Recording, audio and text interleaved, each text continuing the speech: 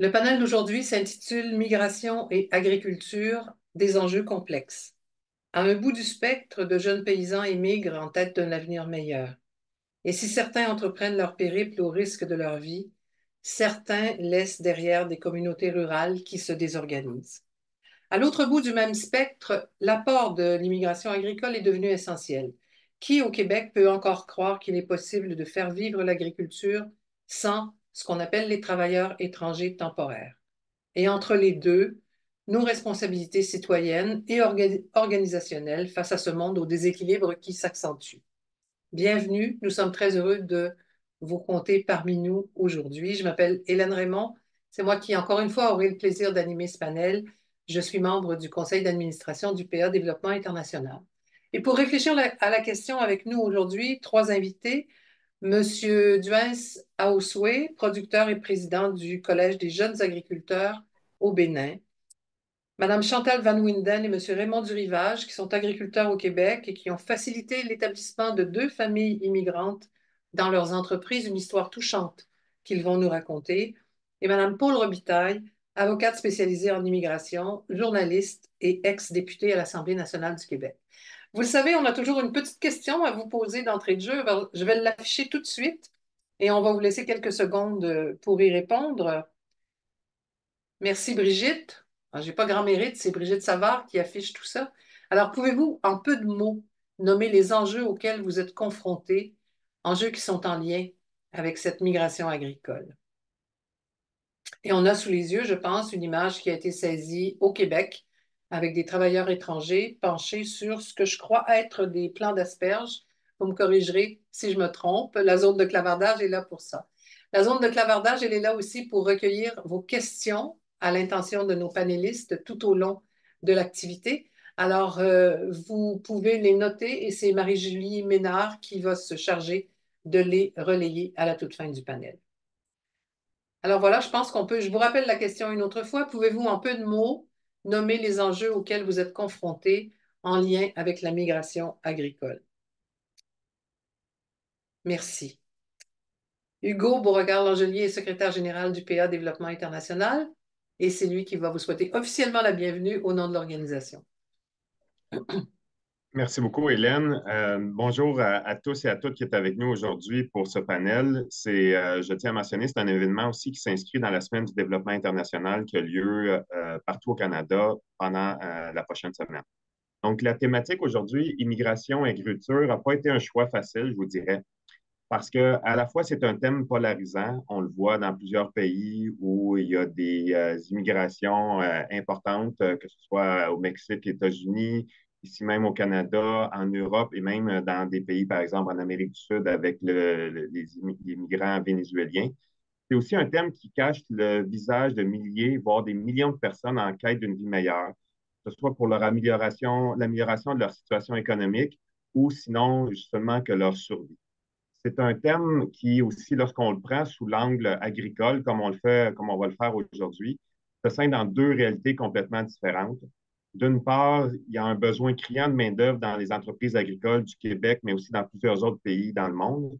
Mais c'est aussi une nécessité de rendre l'agriculture porteuse de dignité sociale et économique pour des milliers de jeunes dans des pays du Sud qui voient l'immigration dans les pays occidentaux comme seule voie vers leur épanouissement. C'est un peu, je vous dirais, dans ce contexte-là que PADI évolue, où nos membres sont des agricultrices et des agriculteurs du Québec qui ont besoin de main-d'œuvre étrangère pour nourrir le Québec, mais aussi nous œuvrons avec des organisations professionnelles agricoles du Sud pour, pour que l'agriculture familiale soit attrayante pour les jeunes de la relève. Donc, pour nous, c'était important d'aborder l'immigration de façon posée et réfléchie, et c'est le mandat qu'on s'est donné aujourd'hui. Donc, merci beaucoup à nos trois panélistes qui sont avec nous, et merci également, Hélène, pour l'animation de cette rencontre. Bienvenue encore une fois, et sans plus tarder, je te laisse la parole, Hélène. Merci beaucoup, Hugo. Je pense que tu as bien cerné les enjeux et la réalité dans laquelle on est tous et toutes confrontés aujourd'hui. Ça a été très, très bien résumé. On va commencer cette réflexion, puis je pense on pourrait prendre la journée et les prochains jours pour en parler, tellement c'est complexe, mais on va commencer cette réflexion sur le terrain. Alors, Douins, à Oswey, j'aimerais que vous puissiez ouvrir votre caméra, qu'on fasse connaissance. Bonjour, bienvenue. Bonjour. Bonjour On est content, Hélène, heureux. bonjour à tous les panélistes, bonjour aux participants. Oui, on est heureux de Le vous plaisir est avoir avec nous partagé. aujourd'hui. Alors, vous êtes producteur et Merci. président du Collège des Désolé. jeunes agriculteurs au Bénin, avec un acronyme qui est à peu près long comme ça. Je vous laisserai résumer exactement ce que c'est tout à l'heure. Vous êtes également impliqué dans l'Association des jeunes agriculteurs modernes du Bénin. Vous êtes d'abord agriculteur vous-même. Duens, à quoi ça ressemble chez vous, votre exploitation? Alors, bonsoir à tous. Je suis un petit agriculteur, je fais de l'agriculture familiale. J'élève des lapins, j'élève des poulets, bicyclettes, ce sont des poulets de chez nous. Je fais un peu de maraîchage et récemment, j'ai introduit l'élevage des porcins dans mon système d'exploitation. C'est une petite ferme, mais très attrayante parce que les déjections animales sont utilisées, donc suffisamment valorisées en termes de production végétale. Les restes des produits végétaux sont donc valorisés en termes d'alimentation des animaux. Voilà, je mets désormais un focus sur tout ce qui est agroécologie et nous renforçons également les capacités des jeunes qui ont fini les lycées et universités agricoles et même des jeunes agriculteurs pour leur permettre de mieux être utiles dans le tissu économique. Voilà, merci. Voilà. Alors, où est-ce que vous êtes situé au Bénin, à peu près, là, géographiquement? Voilà, je suis dans le département du Plateau, très proche du Nigeria. Voilà, D'accord. la commune s'appelle Kétou. Voilà, Ok. c'est un Est-ce que peu vous ça. êtes, Et je vais profiter est-ce que vous êtes pour parler également. allez-y. Vas-y, vas-y. Oui, oui, allons-y, allez-y, allez-y, Hélène. Oui. Alors, est-ce que vous êtes un rare exemple d'un type d'agriculture agroécologique où autour de vous, c'est un courant actuel? Non, je pense que les jeunes agriculteurs de la FRAC qui ont effectué une mission au Bénin pourront témoigner. De plus en plus, les Béninois, notamment les jeunes agriculteurs, prennent conscience de tout ce qui est agroécologie, puisque pour la plupart, nous consommons ce que nous produisons et nous sommes très conscients de ce que mettre beaucoup de pesticides sur les produits ne nous garantit pas un avenir dans un contexte où on avait déjà assez de difficultés, assez de facteurs de production. Donc, ici, pour nous, le focus est sur l'agriculture familiale et de plus en plus sur l'agroécologie. D'accord. Qu'est-ce que vous observez, Dwayne, sur le plan de la migration, de l'exode agricole autour de vous en ce moment, chez vous au Bénin ou en Afrique de l'Ouest plus généralement? Ah, la question de l'exode rural, ça fait plus de 20 ans qu'on a commencé par l'aborder. Et on l'aborde sur l'aspect comme quoi les jeunes quittent les campagnes pour aller en ville.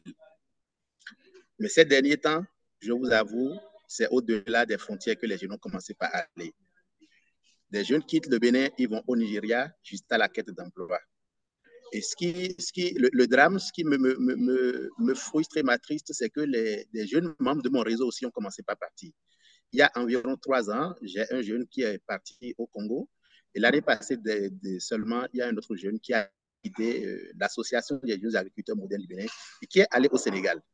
Donc, c'est pour dire que la situation est en train de prendre une certaine ampleur. Et si rien n'est fait d'ici 10 ans, les gens vont se rendre compte que dans le secteur agricole, il n'y a plus vraiment de jeunes. Et, voilà, et ça va être vraiment compliqué. Donc, ils vont quitter leur milieu rural pour aller vers la ville, peut-être, mais aussi pour franchir une frontière de proximité Oui, pour aller travailler en milieu agricole ailleurs. Dans certains cas, c'est ça. mais c'est ça en fait. Parce que ça fait plus de 20 ans, moi j'étais encore au cours primaire quand on a commencé par définir le phénomène de l'exode rural. Et pour nous, c'était juste un truc bizarre, mais jusqu'à l'université, on parlait encore de l'exode rural. Les jeunes se déplacent des campagnes vers les villes, mais moi je dis, ça fait plus de 20 ans qu'on en parle, mais rien n'est fait. Et au-delà des villes, maintenant, ils ont commencé par quitter le pays, ils traversent les frontières. Je me disais que c'était juste le Nigeria, mais quand je me rends compte que les jeunes vont jusqu'en Afrique centrale, que des jeunes vont jusqu'au Sénégal pour aller travailler, ça me pose vraiment de problèmes. Et il y en a qui ont beaucoup de projets de voyage, d'immigration. Et quand vous leur posez la question de savoir ce qui se passe, c'est justement les conditions dans lesquelles ils travaillent dans le secteur agricole qui ne leur plaît du tout pas. D'accord. Donc, qu'est-ce qui fait qu'on part, à votre avis? Euh, c'est une partie des forces vives qui vont quitter le milieu rural, mais qu'est-ce qui fait qu'un jeune, un jour, ramasse ses effets personnels, part avec son sac et s'en va? Vous voyez, au Bénin, l'agriculture est encore tributaire de la pluie. il faut attendre la pluie pour faire l'agriculture. Deuxième chose, il n'existe aujourd'hui aucun mécanisme fiable pour permettre aux jeunes d'accéder au financement agricole. Chez nous au Bénin, pour labourer le champ, il faut utiliser la daba, qui est une roue. Et la daba, moi, je l'ai utilisée quand j'étais au cours secondaire comme un instrument de punition. Et revenir dans la vie professionnelle et prendre cette même daba et l'utiliser, pour moi, ça pose un problème. Donc, il y a un réel problème de mécanisation agricole qui ne va pas du tout avec la jeunesse. Et au-delà de tout ça, la formation qu'on a l'habitude de nous donner dans les lycées et universités agricoles sont beaucoup plus théoriques que pratiques. Du coup, il y a un déphasage entre la réalité du milieu professionnel et ce que le jeune apprend à l'école. Donc, quand je réunis tous ces facteurs, ça ne permet pas à un jeune de vivre dans le milieu rural. Outre tout ceci, il y a la question d'accès à l'énergie et à l'Internet. Il existe des exploitations sur lesquelles aujourd'hui le jeune n'a même pas la possibilité de charger son téléphone, encore moins avoir la connexion Internet. Dans un monde où le numérique, l'Internet aujourd'hui joue un grand rôle, je ne vois pas un jeune en train de vivre en campagne si déjà il n'a pas des possibilités de bénéficier de financement, il n'a pas les équipements à sa disposition, il lui est très difficile d'accéder au foncier, rester dans le milieu rural et espérer avoir un avenir radieux. Donc, les conditions de travail des jeunes ne leur permettent pas de pouvoir se nourrir effectivement de l'agriculture. Oui. Et c'est ça qui justifie le fait. Alors, vous identifiez les éléments clés, le moteur de cet exode, et on voit très bien l'image d'un téléphone cellulaire dans une main et une daba dans l'autre. Je pense qu'on pourrait l'illustrer comme ça. Donc, Voilà. un manque flagrant sur le plan de la mécanisation et des défaillances sur le plan de l'informatique, de l'accès aux communications. Entre les deux, un besoin de formation, c'est ce que j'entends. Bien sûr que oui. Bien sûr que Ouais. oui. Il y a les équipements. Les équipements, c'est très important parce qu'on ne peut pas continuer à aller avec la daba. Et l'accès au foncier, parce que chez nous, la terre, c'est le premier facteur de production. Et les jeunes ont d'énormes difficultés à accéder à la terre aujourd'hui. Et même s'ils ont accès à la terre, il se pose un problème de sécurisation. Il a la terre, le propriétaire le lui passe, mais il n'y a aucun acte notarié, aucun acte juridique qui accompagne cela. Le jeune investit dans la production et c'est quand ça commence par prendre que le propriétaire vient l'évincer de la parcelle. J'ai connu un cas flagrant il y a environ un an. C'est une jeune fille membre de mon réseau qui a installé un périmètre maraîcher. Elle avait plus de 100 pieds de papayer qui entraient en production. Elle avait mis en place un système d'irrigation et le propriétaire est venu lui demander de dégager de la parcelle le même jour. Elle a fait une crise et elle s'est retrouvée à l'hôpital. Ouais. Elle a fait une crise.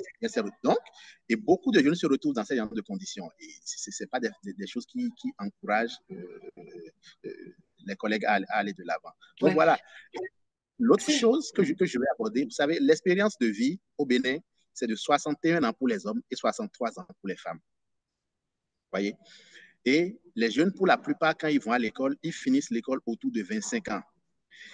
Ils commencent par mobiliser eux-mêmes les moyens pour se lancer dans la production et ils se cherchent pendant 10 ans. Donc, c'est environ au bout de 35 ans que le jeune a une exploitation qui peut commencer par lui procurer des revenus.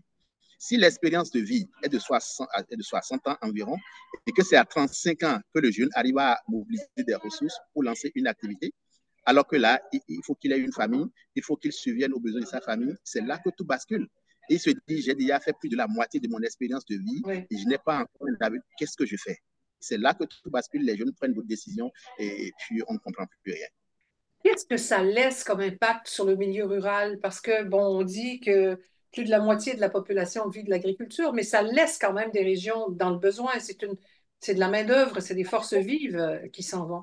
Quel est l'impact de tout ça? On peut le comprendre sur les familles, on peut comprendre l'inquiétude, toutes les incertitudes qui sont liées à tout ça. Il n'y a pas de main-d'œuvre agricole. Il n'y a pas de main-d'œuvre agricole. Il n'y en a pas, non seulement à cause de la petite taille des exploitations qui ne sont pas en mesure de payer un salaire conséquent, ce qui justifie d'autre part le fait que les jeunes partent.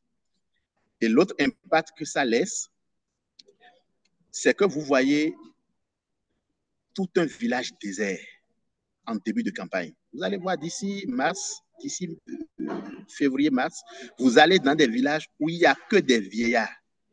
Tous les jeunes sont partis au Nigeria.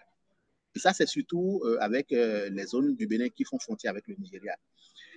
Et dans ces zones, vous vous rendez compte que ils sont obligés, des zones qui sont subventionnées, des zones agricoles, sont obligées d'aller racheter de la production agricole dans une autre zone pour pouvoir se nourrir. Et c'est ça, ce qui est un peu déplorable est qu'on attire davantage l'attention de nos gouvernants là-dessus, mais ils ne mesurent pas l'ampleur de la situation. Ces jeunes vont juste au Nigeria travailler pendant près de 6 à 8 mois et à la fin, ils achètent une moto pour revenir au pays. Et quand ils reviennent au pays, ce n'est pas pour aller dans l'agriculture, c'est pour commencer par faire du sémidan, pour conduire taxi-moto. Et c'est là le désastre. Et taxi-moto, ce n'est pas dans leur village qu'ils conduisent ça, parce qu'il n'y a pas assez de clients. Ils sont obligés de se rabattre maintenant sur les grandes villes comme Cotonou, Porto Novo et autres. Et dès que ils finissent ce cycle-là et la prochaine saison s'annonce encore, ils repartent. Alors que nous, ici, nous avons un problème d'accès à la main-d'œuvre. Nous avons un problème. Voilà. Donc, la situation est tellement délicate qu'on ne sait même pas par quel bout prendre. Oui, je comprends. Alors, en priorité, on fait quoi? Comment on fait pour augmenter l'attractivité du milieu agricole? Vous avez identifié les problèmes, donc cette agriculture tributaire de la pluie, le problème de l'accès au financement, le problème de l'accès à la terre, le problème de la tradition, probablement lié aussi à la propriété de la terre. On commence comment? Est-ce qu'on augmente la formation? Sur quoi est-ce que vos organisations ont l'intention de travailler, de miser pour le futur? Moi, je pense d'abord qu'il faut rendre attractif le secteur agricole. Au Bénin, aujourd'hui, il n'existe même pas de statut pour un agriculteur, encore moins pour un jeune agriculteur. La loi d'orientation agricole et de sécurité alimentaire a été promulguée, mais aucun arrêté d'application n'a été pris jusque-là. Ça, c'est le premier facteur. Et ça, ce n'est pas du ressort des organisations professionnelles agricoles, ça, c'est le rôle de l'État. Les OPA peuvent influencer, faire du plaidoyer, et je suis d'accord. Mais quand on revient maintenant vers les OPA en tant qu'organisation, je crois que le premier facteur sur lequel nous devons travailler, c'est tout au moins la formation.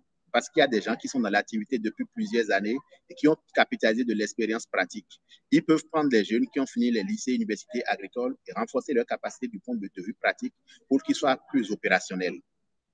Nous continuons toujours de faire du plaidoyer pour que les jeunes puissent accéder aux facteurs de production. Mais ça reste toujours un défi pour nous. Parce que, figurez-vous, le tracteur au Bénin aujourd'hui coûte environ 7 000 francs CFA, 7 millions de francs CFA. Et ce tracteur-là, c'est subventionné. Le jeune a d'énormes difficultés à mobiliser 350 000, 250 000, 350 000 francs pour démarrer une activité. Même s'ils se mettent à 10 ensemble, ils ne pourront pas payer un tracteur. Donc, il faut forcément trouver un mécanisme ou un dispositif de mécanisation agricole adapté à la taille des exploitations des jeunes. Oui. Aucun jeune ne peut payer un tracteur. Mais si c'est des équipements de 300, 400 000, s'ils se mettent à 2 ou 3, ils pourront peut-être se débrouiller pour payer. Donc, nous travaillons un peu dans ce sens-là. Oui, d'abord, changer les modèles d'affaires. Voilà, tout à fait. En termes d'accès au foncier, de sécurisation foncière, de plus en plus, nous allons vers les municipalités où il y a des terres qui sont là, mais qui ne sont valorisées par personne depuis plusieurs années, que nous allons négocier. Et autour de ça, nous négocions des actes de propriété qui rassurent quand même pour pouvoir installer un certain nombre de jeunes. Et là, ils y séjournent pendant un moment et après, ils pourront partir dès qu'ils réunissent un peu de moments pour partir. Donc, c'est beaucoup de choses à la fois. On ne peut pas tout embrasser en même temps, mais progressivement, je crois qu'on pourra essayer de faire quelque chose pour ça. D'accord. Si vous aviez, en terminant, un jeune qui a l'intention de partir devant vous, qu'est-ce que vous pourriez lui dire aujourd'hui? Je crois que c'est avec beaucoup de peine que je rencontre souvent ces jeunes. Et moi, ce que j'ai l'habitude de leur dire, je leur dis simplement, chez moi, comme on le dit, partir, c'est mourir un peu. Mais si c'est votre choix pour votre épanouissement, qu'il vous soit fait selon votre foi. C'est un peu dommage, mais malheureusement, c'est comme ça. Ah. Et que dites-vous à celles et ceux qui choisissent de rester? Renforçons notre réseau. Ouais. Il faut que nous misions sur la force du groupe, parce que miser sur la force du groupe, c'est miser sur soi. Et nous avons l'obligation de travailler à nous faire entendre, mieux défendre nos intérêts. Personne mieux que les jeunes ne pourra faire face aux défis qu'ils rencontrent. Et tout ce que les aînés bâtissent sans la jeunesse s'écroulera certainement si la jeunesse n'est pas au rendez-vous. Et nous souhaitons donc que les aînés ne regrettent pas de nous avoir associés à tout ce qu'ils prennent comme décision. Ouais, merci. En attendant la véritable conclusion de cette activité, vous restez avec nous. Je précise aux gens qui nous accompagnent que vous serez là à la toute fin pour répondre aux questions. Et ces questions-là, vous les posez dans la zone de questions et réponses ou encore dans la zone de clavardage. Alors, on vous retrouve dans quelques minutes, Douance. Alors, on débarque au Québec maintenant. Et je vais demander à Chantal Van Winden d'ouvrir sa caméra. Bonjour Chantal. Et bonjour tout le monde. Bonjour. C'est ouvert, ça fonctionne. Alors C'est Chantal, ça. elle est présidente Oui. directrice générale de l'entreprise Oliméga. On voit bien un champ derrière elle, un champ de caméline. Et avec les grains de caméline, elle produit une huile de qualité particulière qui s'est rapidement taillée une excellente réputation sur le marché, qui a remporté des prix. Et avec son conjoint Raymond Durivage, et là j'essaie de le voir dans mon écran, mais je pense qu'on a des problèmes de Oui. connexion. Oui. Euh, avec son conjoint, donc, ils ont accepté de faciliter les démarches pour aider des travailleurs étrangers qu'ils connaissaient déjà à s'établir au Québec. Et c'est cette histoire qu'on va vous raconter maintenant. Et pour bien comprendre le sens de leur action, je veux expliquer aux gens qui sont avec nous à l'étranger. Il faut expliquer que le Canada et le Québec reçoivent chaque année des milliers de travailleurs agricoles étrangers temporaires. Un peu le système que nous décrivait Douins avec ces jeunes Béninois qui partent travailler au Nigeria à côté. Mais ici, c'est établi dans un système qui est très normé. Ce sont des hommes pour la plupart qui vont récolter, je vous donne l'exemple des fraises, qui vont récolter des petits fruits, qui vont travailler pour les Guatémaltèques dans des grands poulaillers, qui sont présents dans les champs au moment des récoltes pour effectuer des travaux manuels. On les trouve aussi de plus en plus maintenant dans les usines de transformation du poisson. Il arrive qu'on les voit dans les fermes laitières. Bref, leur action est encadrée par des règles strictes. Et leur action, leur travail nous permet à nous, Québécois, de manger aujourd'hui. Donc, Chantal et Raymond accueillent des travailleurs depuis des années. Raymond en particulier sur sa ferme laitière, je pense. Chantal, vous allez nous expliquer tout ça. Ces gens-là ont l'habitude de quitter leur famille et de venir travailler pour un moment et de retourner et de revenir. Qu'est-ce qui s'est passé dans votre cas, Chantal? D'abord, à quel moment est-ce que ces travailleurs étrangers ont été intégrés dans le fonctionnement de la ferme? Alors, comme vous l'avez bien expliqué, Hélène, en introduction, donc la part des travailleurs étrangers devient essentielle à notre agriculture québécoise. Ils sont des travailleurs que nous apprécions énormément pour pour leur retard au travail, leur loyauté et tout ce qu'ils nous apportent aussi. Alors nous, ça fait déjà plusieurs années, je vous dirais au moins 6 ans que nous travaillons avec des travailleurs étrangers pour différents travaux sur la ferme, soit pour le travail aux porcheries ou même manipulation de tracteurs, conduite de tracteurs, conduite au champ, selon les travaux. Ils sont aussi sur d'autres fermes très, très utilisés pour des travaux manuels, tu sais, cueillir des fraises sur d'autres fermes ou cueillir la salade, couper la salade, là, ou le désherbage aussi. Oui, alors on a expliqué, je l'ai dit rapidement, Chantal, mais c'est vraiment un système qui est très normé, qui est très organisé. Oui, effectivement. Il faut vraiment s'inscrire à différents plateformes pour pouvoir participer travailler comme travailleur étranger ici au Québec. Alors, il y a tout un processus d'embauche. Il faut aller chercher des visas de travail. C'est un processus qui prend plusieurs mois, de 6 à 8 semaines, et c'est aussi très réglementé ici. Alors, quand les travailleurs arrivent ici au Québec, ben, il y a vraiment des normes qui sont mises avant et qui sont inspectées. Entre autres, toutes les habitations sont inspectées une fois par année pour s'assurer qu'elles répondent aux normes établies pour les travailleurs étrangers. Santé, sécurité au travail, hygiène, salubrité des bâtiments, etc. Exactement. Pour éviter les dérives. Bien que les dérives existent, elles sont, je pense, minoritaires, mais tout ça, c'est fait pour éviter les dérives. Et dans votre histoire, il y a une demande particulière qui surgit un jour, et il y a des gens qui veulent plus que ce type de travail. Comment ça se passe? Exactement. Nous, on travaille avec 4, 5 travailleurs étrangers. Donc, c'est une firme quand même qui travaille assez mécanisée quand même. Donc, donc 4, 5 travailleurs avec lesquels nous travaillons. Puis finalement, ben, il y en a deux qui sont devenus papas alors qu'ils étaient ici, que leur épouse a accouché là-bas. Puis finalement, au fil des années, ben, ils nous ont demandé est-ce qu'on pourrait intégrer nos familles puis pouvoir vivre avec eux ici. Puis finalement, ben, c'est sûr que humainement, on comprend qu'on veut être avec les gens qu'on aime. Puis alors, on a accepté leur demande et on les a accompagnés afin de pouvoir commencer le processus. C'est un processus très coûteux pour les producteurs agricoles. C'est nous qui assumons les coûts. Donc, c'est vraiment une expérience humaine qu'on a voulu mettre de l'avant.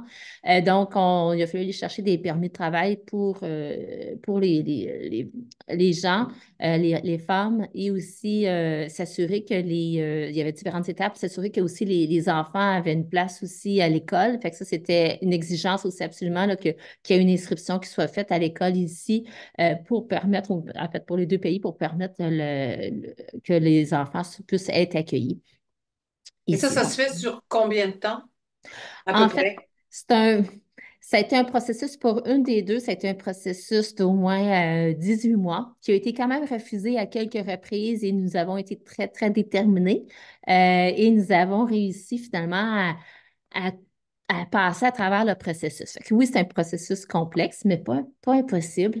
C'est sûr qu'on a besoin d'un employeur qui soit motivé à vouloir faire la demande. Et là, ben, présentement, tu sais, on a deux fermes, là, Raymond et moi. Tu sais, donc, les conjoints travaillent plus avec la ferme chez Raymond. Moi, on est plus au niveau de la transformation alimentaire aussi. Alors, les femmes, elles travaillent ici avec nous. Et les enfants Bon, à l'école.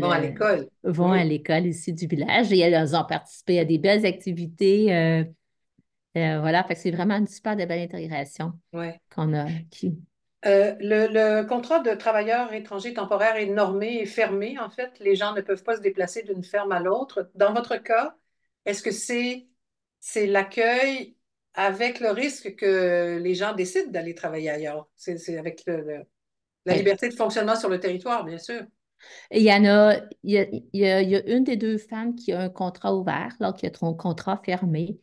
Euh, c'est sûr qu'un contrat fermé permet à ce qu'on puisse, tu sais, on investit pour accueillir les gens, on investit du temps, beaucoup de temps et beaucoup d'argent aussi. Fait que c'est sûr qu'on apprécie que les gens puissent rester avec nous. Mais pour une autre aussi, il y a un contrat ouvert, puis c'est correct aussi. Puis bon, ben, tu sais, je pense qu'elle se plaît, puis on s'arrange aussi pour que les gens soient bien, pour travailler avec nous, puis qu'ils puissent bien vivre leur vie. Alors, les deux sont possibles, puis moi, je pense quand même que quand on offre un beau milieu intéressant, ben, c'est une nouvelle expérience de vie leur permet de vivre. Ouais. On a toujours l'impression, Chantal, de l'extérieur, que la réunification des familles, c'est vraiment complexe. C'est par ce procédé-là, c'est ça que vous avez traversé en même temps? Oui, oui, c'est vraiment une histoire de papier, une histoire de démarche qui, qui fait que, qui fait que c'est un processus qui est quand même difficile, laborieux. Laborieux est le bon terme, euh, mais quand même réalisable. Donc, c'est d'avoir tu sais, les bons documents pour, tu sais, juste, tu sais, faut avoir un passeport. Juste l'obtention du passeport est une étape qui est longue dans les pays. Tu sais, là, on parle du Guatemala pour cette expérience-là. C'est un processus de plusieurs mois, parfois difficile, puis on a besoin un peu de supporter aussi de notre côté. Puis c'est sûr que pour le travailleur, ça entraîne des coûts aussi, là. Il faut qu'il Ouais. fasse ses demandes de passeport. Puis ensuite, ben, nous, on est en milieu, tu sais, en campagne, on a demandé aussi un permis de conduire. Alors, ça aussi, il a fallu, tu sais, que là-bas, tu sais, c'est vraiment moins dispendieux qu'ici, où ce que les délais sont très longs et beaucoup plus dispendieux, il y a beaucoup de frais. Donc, on a demandé aussi aux gens de pouvoir avoir leur permis de conduire dans le pays dans lequel ils sont. OK. Vous avez prononcé un mot tout à l'heure qui me semble être le mot clé de la réussite de cette histoire-là. Vous avez parlé d'intégrer, de les intégrer avec leur famille. C'est vraiment ça, c'est faire corps avec les Oui. familles, avec tout le monde. Ben, Donc, c'est ça dit. passe par, bon, le détail du permis de conduire, vous l'avez dit, là, au Guatemala, mais ça passe par la maison, par l'école, par les soins de santé, par la francisation. C'est énorme une fois qu'ils sont arrivés ici, là. Le travail est loin d'être terminé. Le travail est loin d'être terminé. Au Québec, il fait froid. On doit s'habituer à des -15, des -20 degrés Celsius. On s'y habitue. Il y a une façon de gérer tout ça, mais tout ça est demeure dans l'accompagnement, l'accompagnement des gens. Puis ce que je vois, ce que j'observe vraiment, c'est que sur chacune de nos deux fermes, l'équipe entière est impliquée à pouvoir les soutenir, tu sais, à prêter des bottes. L'école a fourni, entre autres, des habits de neige aux enfants gratuitement pour pouvoir les supporter là-dedans aussi. Nous, on leur a offert une maison. On les a aidés à trouver à se procurer une voiture. Alors, il y a beaucoup, beaucoup de démarches qui doivent être faites. puis qui demande beaucoup d'implication, en fait. Parlez un petit peu de ce qui s'est passé dans l'usine d'embouteillage de l'huile. Comment ces femmes-là ont fait leur place? Parce que pour côtoyer quelques immigrants, ce sont souvent quand ce sont des hommes qui arrivent, les femmes ne s'intègrent pas toujours aussi facilement quand elles arrivent avec leurs conjoints. Euh, Comment vous avez fait? ben, c'est sûr que pour dans l'usine alimentaire, on ne peut pas permettre à des enfants d'y être présents. C'est pas tu sais, c'est très réglementé au Québec. Donc, on a des normes de fabrication, des normes de contrôle de sécurité au travail très strictes. Donc, c'est sûr que c'est pas possible que les enfants accompagnent les mamans au travail. Donc, on doit trouver une façon de gérer les enfants. Dans notre cas, ma belle-maman a voulu garder les enfants quelques temps. Fait que ça fut vraiment très agréable. Puis en même temps, ça fut une occasion d'apprendre le français un petit peu, puis d'intégrer aussi, de permettre aux enfants. C'est un gros changement pour les enfants, c'est énorme. On a réussi à les intégrer à l'école, puis bon, parce qu'ils apprennent le français. Et les femmes, ben, c'est sûr que nous, on a quand même traduit beaucoup de documents en espagnol le temps de permettre l'intégration, mais on est en train d'inclure présentement là, un cours de français. Mais il y en a qui se sont plus à juste essayer tu sais, d'apprendre un peu les verbes, puis d'apprendre un petit peu, de faire un petit peu d'enseignement de français. Alors, de mon côté, ben, j'apprends un peu plus l'espagnol, eux, ils apprennent un peu plus le français, mais tu sais, l'intégration, ça passe quand même très bien, puis elles sont les deux femmes sont très, euh, euh, comment dire, sont très heureuses de ce choix-là, malgré que ça soit difficile, ils s'ennuient énormément de leur famille, c'est un choix très, très déchirant. Ouais. Ça, on n'insiste pas, je pense, sur le poids de l'absence, sur le poids des parents malades à l'autre bout, des accidents de la vie qui surviennent à l'autre bout, de ce que ça crée Ouais. comme émotion, comme inquiétude. Ouais. Nous avons au Québec une société qui est quand même assez individualiste, qui est quand même en contraste avec les sociétés pour ce cas-ci, c'est du Guatemala, où ce que la grande famille élargie vit en communauté sous un seul toit ou voisin.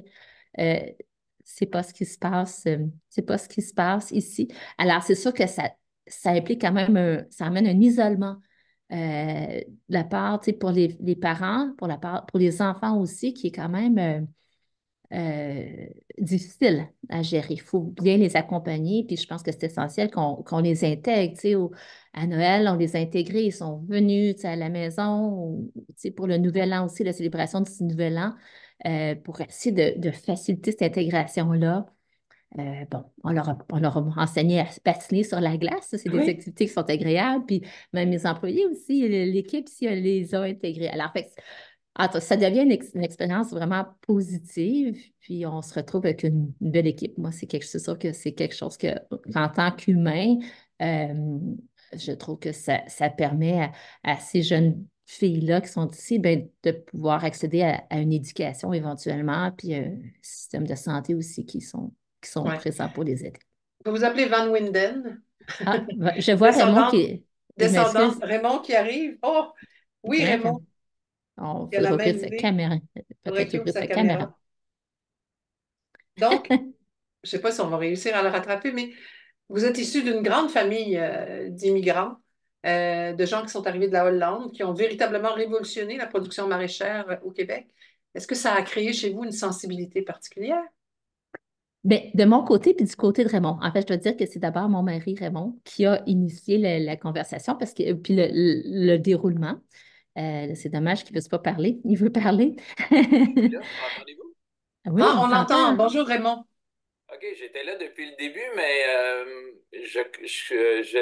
j'avais pas je ne pouvais pas parler et je crois que ma caméra n'est pas activée aussi. Non, pas du tout. Alors, vous serez l'invité mystère. Approchez-vous de votre micro un petit peu.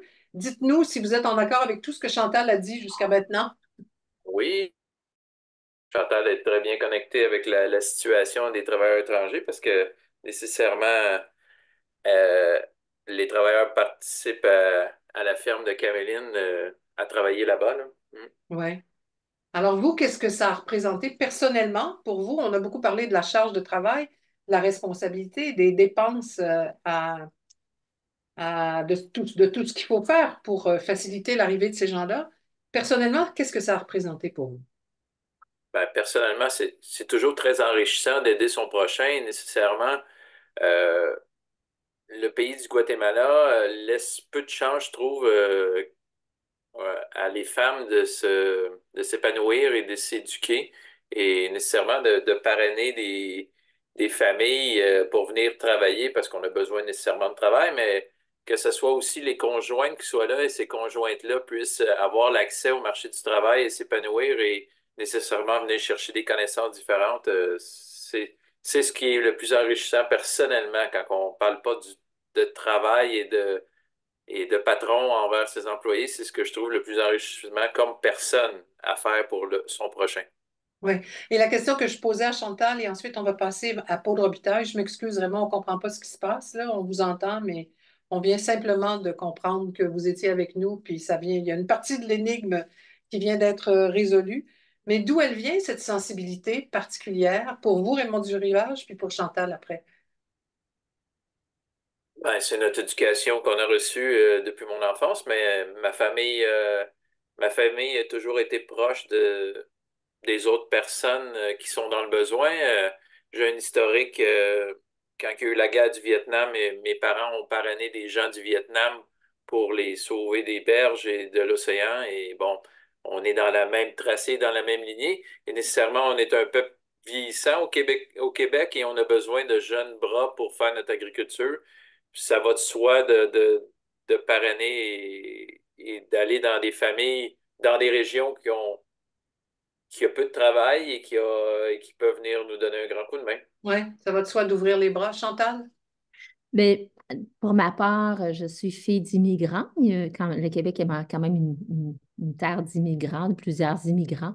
Mes parents ont quitté les Pays-Bas suite à l'invasion, suite à la Deuxième Guerre mondiale. Alors, tu sais, ce concept d'aller vers une meilleure vie ou tu sais, pour un avenir meilleur pour nos enfants, c'est là-dedans que j'ai été éduquée. Puis c'est sûr que c'est aussi ce qu'on porte aussi quand je vois ces enfants-là, ben c'est ce que si je me dis, ben, ces enfants-là, mais, tu sais, ils vont avoir accès à l'éducation si elles le veulent bien sûr. Là. Fait que, oui, c'est sûr que ça nous rapporte vraiment, comme Raymond dit, de vouloir faire un bon, aider son prochain, puis faire une différence pour d'autres personnes. Oui. Alors, vous restez là tous les deux et on va demander à Paul Robitaille d'ouvrir sa caméra maintenant. Paul qui va nous aider. Paul qui a le recul de l'expérience. Elle est avocate, elle est ex-députée de la circonscription Bourassa-Sauvé à l'Assemblée nationale du Québec. Elle y a été de 2018 à 2022. Elle a accepté de venir réagir aux propos de nos invités. Et je précise qu'après avoir été journaliste à Radio-Canada pendant une quinzaine d'années, c'est là qu'on s'est croisés d'ailleurs, elle est devenue commissaire à la Commission de l'immigration et du statut de réfugié du Canada. Elle a été nommée à la section d'appel des réfugiés. Bon, après, il y a eu ce saut en politique dont je viens de vous parler, mais pendant 4 ans, elle aura été porte-parole de l'opposition officielle en matière de relations internationales, d'agriculture et de lutte contre la pauvreté.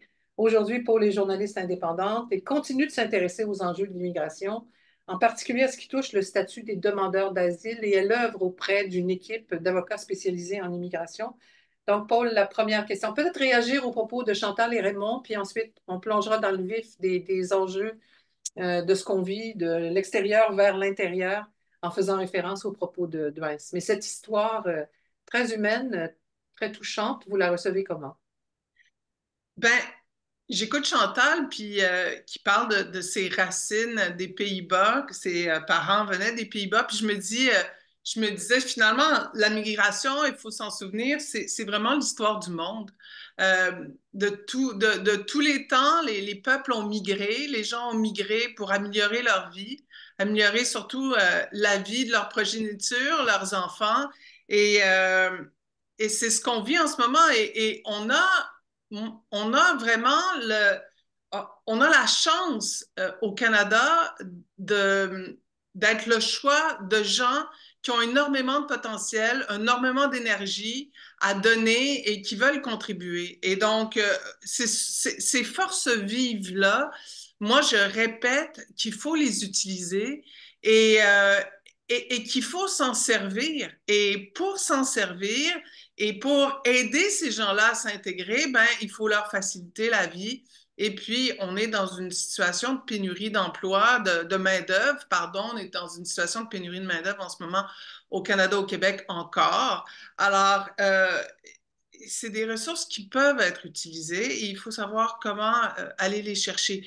Donc, j'entends, on fait venir des gens du Guatemala, on fait venir des gens du Mexique parce qu'on n'a pas le choix. Faut réussir à produire puis à nourrir le Québec. Mais il y a aussi ces migrants-là qui sont chez nous, qui peuvent aussi prêter main forte. Et ça, j'envoie le message aux agriculteurs qui nous écoutent. Il faut pas les oublier. Oui, alors on va y revenir à cette question d'accueil des gens qui ont ce statut de réfugiés, de demandeurs d'asile plutôt. Mais Douin a présenté l'autre volet de la médaille qui est cette idée forte, et Hugo en avait parlé au début, cette ambivalence qui fait que on est forcé de se poser la question, est-ce qu'on ne risque pas de dégarnir la main-d'œuvre agricole dans certains pays? En tout cas, c'est ce qu'on semble vivre du côté de Saousoué au Bénin. Oui, c'est un équilibre qui est très difficile à obtenir d'une certaine façon. Euh, mais je pose la question à Douin, est-ce que, en fait, le problème à la base, il faut le résoudre à la source. Ces gens-là, finalement, ils arrivent chez nous, ils vont pas repartir demain matin. Il y a les travailleurs temporaires qui viennent travailler chez nous peuvent partir chez eux, revenir. Euh, Plusieurs d'entre eux, d'ailleurs, décident de rester et veulent essayer de rester. On l'a vu dans le cas de la famille de Chantal, là, qui ont fait les démarches pour devenir résidents permanents. Et donc, ces gens-là, ben, ils vont pas retourner. Les demandeurs d'asile, si on prend ceux-là, vont pas retourner chez eux, ils sont persécutés ou ils n'ont pas d'avenir. L'avenir est bouché chez eux. Donc, ils vont rester ici, ils ne vont pas retourner chez eux. Et 80% de ces demandeurs d'asile-là vont rester de toute façon. Alors, il faut, euh, il faut leur donner les moyens pour se trouver un emploi ou peut-être les mettre en contact avec les gens de différentes municipalités au Québec pour justement pour que ces gens-là sortent de la région de Montréal. Parce que ces gens-là sont, je vous écoutais tout le monde, et puis j'écoutais Douins, et c'est vrai, la grande majorité de mes clients à moi, c'est des gens issus de l'agriculture qui viennent de régions agricoles dans leur pays et qui sont attachés à la terre, ils sont attachés aux animaux de chez eux. Et là, ils se retrouvent à Montréal, à Toronto, ils sont complètement perdus et ils aimeraient retrouver ce lien-là avec la nature, avec la terre. Donc, il semble que ça serait juste logique que ces gens-là puissent pouvoir sortir des grands centres. Oui. Ce que vous m'avez dit, Paul, quand on s'est parlé précédemment, vous m'avez dit qu'il faut leur donner la possibilité de reprendre racine. Et je pense qu'on pourrait utiliser la formule autant pour Douai, c'est avec les jeunes qui veulent s'établir en agriculture au Bénin et ces autres qui arrivent de l'étranger qui ne vont pas retourner pour les raisons mentionnées. Donc, c'est la possibilité de reprendre racine, de se refaire une vie sur Terre d'une certaine façon.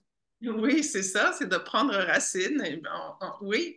Euh, et oui, et ça serait et c'est la meilleure façon de s'intégrer parce que on veut pas, si on sort de sa communauté tchadienne, par exemple, puis on s'en va dans la région de Saint-Hyacinthe ou ailleurs dans le bas du fleuve, ben on devra rencontrer d'autres gens, sortir de ce qu'on connaît et puis de découvrir la culture québécoise, de parfaire la langue française et d'apprendre toutes sortes de techniques. Et puis, qui dit peut-être que dans 20 ans, peut-être que dans 10 ans, ces gens-là vont retourner chez eux, puis vont amener des nouvelles méthodes, vont pouvoir aider leur pays à se moderniser, à se développer au niveau de l'agriculture, mais ça peut être aussi dans d'autres domaines. Ouais, pouvez-vous parler un petit peu plus précisément de ces jeunes Tchadiens que vous croisez en ce moment au travail?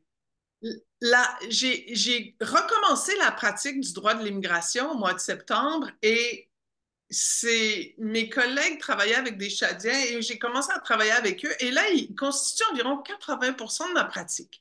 Et ces gens-là ont tous moins de 30 ans, sont souvent partis du Tchad en passant toutes sortes de chemins.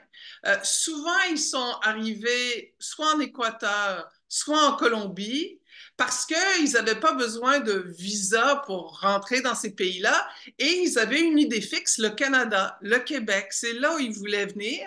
Alors, ils ont monté, c'est une force incroyable, une résilience incroyable. J'ai rencontré aussi des jeunes familles avec leurs tout petits enfants qui ont fait le même chemin, des gens du Bénin, entre autres, et des gens du Congo qui ont fait le même chemin. Mais ces jeunes Tchadiens-là, donc, ont remonté l'Amérique centrale, le Mexique, les États-Unis, et ils sont arrivés chez nous. Et ils ont demandé l'asile. Et donc, c'est des jeunes dans la force de l'âge. Et comme je vous disais tout à l'heure, c'est des fils d'agriculteurs. Là-dedans, il y a des jeunes qui ont fait leur cours universitaire, qui ont des maîtrises. J'ai des jeunes comptables là-dedans, mais la racine, le lien avec la terre est jamais très loin. Et ces gens-là, chez eux, l'avenir est complètement bouché. C'est un régime répressif, c'est un régime, c'est une dictature et tout est bloqué. Et donc, ils n'ont absolument rien à perdre, mais c'est une force incroyable et c'est des gens avec plein d'énergie puis plein d'idées. Alors, comment on leur permet d'aller prendre racine dans une région québécoise? Comment on leur permet de travailler, s'ils le souhaitent, en milieu agricole? En ce moment, c'est un système qui est relativement fermé et complexe et c'est une réalité qu'on ne connaît pas très bien. Donc, ce que vous nous dites pour le Robitaille, c'est qu'on a affaire à un bassin d'énergie qui pourrait être Je qu'on pourrait pense que utiliser, mais en fait, c'est pas le bon mot utiliser, mais le fait de les inciter à vivre en région pourrait être à l'avantage de tout le monde. oui, à participer au grand projet de nourrir le Québec, au grand projet de la société québécoise. Euh, le réflexe pour avoir rencontré plusieurs agriculteurs, c'est évidemment de faire des missions et d'essayer d'aller les chercher au Guatemala ou ailleurs, en Afrique du Nord, par exemple, et d'avoir justement, Chantal en a parlé, obtenir des permis de travail pour eux, avoir des permis fermés pour venir travailler sur des fermes. Mais on n'a pas le réflexe d'aller puiser dans cette ressource-là qui est déjà chez nous. Et moi, j'invite tout le monde à entrer en contact, ben, en tout cas, entrer en contact avec les organismes communautaires qui s'occupent des réfugiés, entrer en contact avec certains avocats en immigration, euh, pour que finalement, on vous mette en contact. Ces gens-là qui viennent d'arriver et qui veulent travailler et les agriculteurs qui cherchent désespérément une main-d'œuvre. Et je pense que les gouvernements pourraient mieux se concerter avec les municipalités, avec les entrepreneurs pour être efficaces là-dedans et pour permettre à ces gens-là de travailler et de sortir parce qu'ils arrivent, les permis de travail prennent des mois, prennent trop longtemps, ils vivent au chevet de l'État et là ensuite, ils doivent se trouver un emploi. Et malgré ce qu'on pense, il n'y a pas tant de ressources que ça. Finalement, ils ne connaissent pas les ressources où aller pour justement se trouver des emplois à l'extérieur de Montréal. Alors, je pense que les gouvernements devraient être proactifs, ou peut-être l'UPA même devrait être proactive à aller recruter dans ce bassin-là aussi. Il y a des pistes vraiment pertinentes là-dedans, Paul Robitaille. Marie-Julie Ménard va ouvrir sa caméra à son tour, caméra micro. Et tout le monde, Chantal, ben Raymond peut-être, on peut réessayer. Douins, vous ouvrez vos caméras, vos micros, s'il vous plaît. Et Marie-Julie a quelques questions pour vous. Oui, bonjour à toutes et à tous. En fait, j'aurais une première question pour Douins. Douins, vous êtes un producteur connu et reconnu au Bénin et Outre-mer. Euh, Vous avez mentionné qu'il serait bien que les producteurs expérimentés comme vous puissent partager leur expérience pratique avec des jeunes. Est-ce qu'il existe des projets pilotes actuellement au Bénin où les jeunes puissent avoir accès à une formation plus pratique directement sur les parcelles? Oui, il existe un tel programme piloté par l'Association des jeunes agriculteurs modernes du Bénin. Le programme est dénommé Mentoring. Le responsable d'exploitation est le mentor et le jeune qui vient en formation est le mentoré. Puis il est accompagné pour la formation et il y a également un suivi post-formation. Donc, pour tous ceux qui sont intéressés, ils peuvent me contacter pour plus de détails. On va voir les détails. Donc, c'est vraiment un programme de formation, de mentorat, c'est ça? De mentorat, oui, voilà, Oui, de mentorat. parfait. Merci. Marie-Julie. Merci, Douin. L'autre question serait pour Chantal et Raymond, peut-être. Bon, vous avez vécu une magnifique et vraiment touchante réussite avec ces deux familles. Avec du recul, est-ce que vous auriez fait quelque chose de différent ou est-ce que vous auriez souhaité avoir un support différent? Madame Robitaille parlait des ressources, de l'information qui ne se rendaient pas toujours. Qu'est-ce qui aurait été différent ou mieux? Bonjour, Raymond. Ah, en tout cas. Bonjour. Bonjour, Raymond du Rivage. On dirait que la connexion à Saint-Édouard est plus longue qu'à d'autres endroits. Alors, qui répond? Je te laisse répondre, Raymond. Ben, c'est sûr qu'il y a quand même une lourdeur administrative qui a été, euh, qui a été pour nous, là. Oui, c'était ça le plus grand défi pour notre entreprise. Et aussi, qu'est-ce qui serait agréable pour le futur, c'est d'avoir, bon, ben, simplifier la lourdeur administrative, mais aussi c'est d'avoir un support plus adéquat pour la francisation de nos travailleurs. Parce que nécessairement, quand on les intègre dans nos équipes, euh, il faut qu'il y ait une adaptation au niveau des autres travailleurs, au niveau du langage et le support de la francisation a besoin d'une grande amélioration dans nos groupes agricoles ici au Québec. Oui, donc améliorer cet aspect-là. Mm. Simplifier la lourdeur administrative, ça pourrait s'appliquer à Ben, plusieurs autres oui, façons de parce faire. que souvent, il y a un peu de dédoublement, je trouve, de documents et plusieurs niveaux à franchise. Bon, je comprends pour la sécurité nationale, nécessairement, on a besoin d'une grande démarche, je pense, au niveau de ça, mais quand même, il y aurait une grande amélioration qui pourrait être faite au niveau de cette. Je me rappelle, Laetitia, quand on a fait la démarche, bon, ben, c'était 5 demandes qu'on a faites avec presque aucun changement. Et à la 5e fois, la personne qui a traité le dossier a accepté les documents.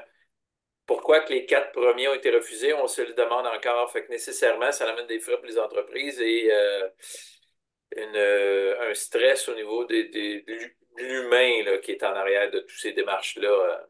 Mhm. Alors, sur le plan humain, en terminant, c'est la dernière question, on se dirige vers la sortie. Sur le plan humain, qu'est-ce que vous retenez de tout ça? Tiens, Douin, pour commencer, pour rendre tout ça plus humain, pour remettre de l'humanité là-dedans, pour que chacun puisse prendre racine sur la terre où il souhaite prendre racine, en quelques Oui, mots. moi, je vais commencer il n'y a pas dit. Moi, j'ai fait ma demande de visa pour venir au Canada. Ça m'a pris une année. C'est pour dire toute la complexité liée à l'immigration. J'ai cru dans mon discours aussi dire que les jeunes de chez moi, quand ils voyagent, ils reviennent. Quand ils voyagent, ils reviennent. Nous, le problème que nous avons aujourd'hui, c'est comment faire pour trouver des ressources pour investir dans nos activités. Et c'est comment faire également pour régler un problème de formation de qualité. Alors, je vous parle, il y a des jeunes Québécois de la FRAC qui sont sur l'une de nos fermes en train de renforcer les capacités de jeunes béninois en termes de production maraîchère, sous serre, et voir dans quelle mesure il peut les accompagner à construire des tunnels amovibles. Ouais. Donc, c'est pour dire que ça peut constituer voilà, un dispositif de partage d'expérience. Donc, pour moi, ce que j'allais proposer, en fait, c'est de voir dans quelle mesure on monte un programme spécial où des jeunes béninois peuvent immigrer, servir de main-d'œuvre, main-d'œuvre entre griffes, parce que pour moi, ce que je recherche plus, c'est le renforcement de capacités, travailler pour avoir de l'expérience pratique. Et pendant Oui. ce moment, s'ils arrivent à avoir une petite rémunération, Ils peuvent économiser et dès qu'ils rentrent chez eux, ils pourront investir pour agrandir leur activité. Ouais. Moi, je crois que c'est de ça que mes gars ont besoin. On n'a pas besoin d'immigrer, de rester au Canada, non. Je crois que ce n'est pas le rêve. Merci. Ouais, on va préciser que votre demande de visa, c'est pour participer à un stage ici. Ça, c'est l'autre complexité de l'histoire, mais on n'a pas le temps, on n'a pas le temps d'aller là-dedans aujourd'hui. Mais sur cette même question très humaine, Chantal, Raymond, Oui. on fait quoi dans l'idéal pour permettre à tout le monde de trouver sa place sur la Terre? C'est un peu ça. C'est un peu à ça que ça revient. Mais moi, ce que je vois un petit peu, c'est de pouvoir, c'est ce qu'on a fait, c'est on leur a donné des moyens, puis aussi on leur permet d'accéder à l'éducation. Je me souviens d'avoir vu Sandra qui a ouvert son premier chèque de paye, puis on est allé avec Raymond l'accompagner pour ouvrir son compte de banque à elle. C'est la première fois qu'elle avait un compte bancaire à son nom, puis qu'elle a pu déposer une paye. Elle a ramassé des sous, puis finalement, elle a été capable d'aller faire un achat d'un terrain au Guatemala. Puis, dans le fond, peut-être que le but à long terme, c'est de retourner au Guatemala pour pouvoir s'investir, installer, mais c'est tout ça, en fait, c'est une belle histoire parce que ça permet de donner des moyens, de pouvoir mieux s'épanouir. Oui, voilà. Raymond du Rivage, il y a quelque chose à ajouter? Ben, nécessairement, tu sais, on parle d'immigration, des choses comme ça, mais nos travailleurs ont seulement des permis de travail pour l'instant parce que passer par l'étape en tout cas, on n'a pas été encore dans la demande d'immigration ou qui deviennent des citoyens canadiens ou québécois parce que la lourdeur est encore plus grande, mais Ouais. pour l'instant, c'est des bons travailleurs et c'est des contrats de travail sur du long terme. Fait que pour l'instant, c'est comme ça. Et on verra les prochaines étapes s'ils vont être accessibles à devenir des citoyens canadiens dans le futur. On verra le futur Ouais. avec. Ils verront eux-mêmes s'ils ont l'intention de rester ou de retourner aussi. Ça, c'est Ils l'autre. ont très l'intention de rester, mais on n'a pas encore les démarches et ils n'ont pas la francisation pour devenir des citoyens canadiens québécois. Ouais, ça, c'est long. Paul Robitaille, le mot de la fin. Ben, les frontières, c'est relatif. Et puis, moi, je souhaite beaucoup plus de fluidité, beaucoup plus d'agilité de nos gouvernements parce que les gens, ils demeureront toujours attachés à leur pays et ils voudront toujours retourner voir la famille. Et ils deviendront aussi Canadiens, attachés au Canada, attachés au Québec. Et donc, ils seront partagés. On est plein de choses finalement.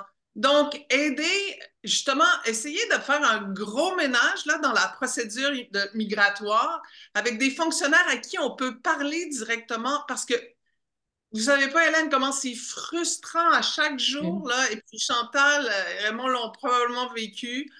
Et Douins aussi, on réussit à parler à personne. On parle à travers de portails, de courriels. Alors, s'il y a des membres du gouvernement, des fonctionnaires qui nous écoutent aujourd'hui, s'il vous plaît, donnez-nous des vraies personnes à qui on peut parler, on peut régler nos affaires rapidement, puis se faire confiance et offrir de la fluidité aux gens. Et comme ça, ben, on va pouvoir s'entraider et puis participer. Et ce qu'on apprend au Canada, on pourra le redonner au Bénin. Et ce qu'on apprend au Bénin, on pourra le redonner au Canada et vice-versa. Effectivement. Merci. On se quitte là-dessus. Merci infiniment tous les quatre. Paul Robitaille, Chantal Van Winden, Douins, Aousoué, Raymond du Rivage. On vous voit enfin. On vous remercie infiniment d'avoir accepté de partager toutes ces expériences et ces réflexions avec nous aujourd'hui. Ça a été vraiment très apprécié. Merci aux gens qui ont assisté à ce panel aussi. Et on vous transmet les informations pour le prochain. On n'a pas tout à fait déterminé la date encore, mais vous aurez l'information par courriel le plus rapidement possible. Alors, merci, bonne fin de journée tout le monde. C'est très apprécié. Merci. Au revoir. Merci beaucoup. Merci. Au revoir, bonne fin de journée. Merci. Bonne journée. Merci. Au revoir. Merci.